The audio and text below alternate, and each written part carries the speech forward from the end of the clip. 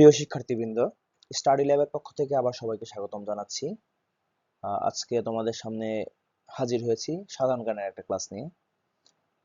আজকে মূলত আমরা বাংলাদেশে কিছুদিন আগে জাতিসংঘের মহাসচিবের যে সফর ছিল সেই সফর নিয়ে আলোচনা করব।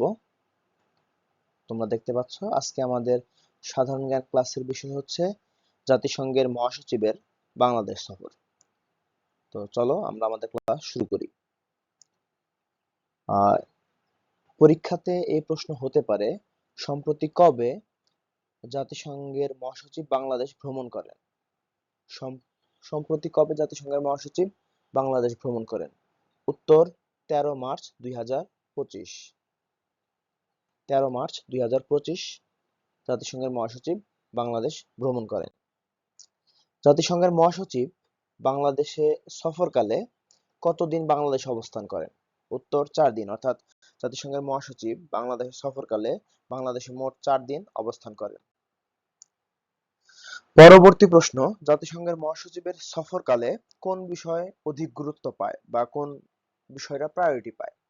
উত্তর, জাতিসংঘের মহাসচিবের সফরকালে রোহিঙ্গা ইস্যুটা সবচেয়ে বেশি প্রাধান্য পায়। তিনি মূলত রোহিঙ্গা আশ্রয় শিবির পরিদর্শন করেন। আমরা প্রথম প্রশ্ন দেখলাম, জাতিসংঘের মহাসচিব 13 মার্চ 2025 ঢাকা সফর করেন। প্রশ্নটা বাংলাদেশ হতে পারে অথবা ঢাকা সফর করেন কত সালে, কত তারিখে, এটা হতে পারে। তিনি 4 দিন অবস্থান করেন এবং এই সফরকালের প্রধান আলোচ্য বিষয় বা মূল ইস্যু ছিল রোহিঙ্গা ইস্যু। পরবর্তী প্রশ্ন, অ্যান্টোনিও গুতেরাস মোট কতবার বাংলাদেশ ভ্রমণ করেন? অ্যান্টোনিও গুতেরাস মোট 2 বার বাংলাদেশ ভ্রমণ করেন। এর আগেও তিনি একবার বাংলাদেশে এসেছিলেন। তার পরবর্তী প্রশ্ন, জাতিসংঘের বর্তমান মহাসচিবের নাম কি? বর্তমান মহাসচিবের নাম অ্যান্টোনিও গুতেরাস।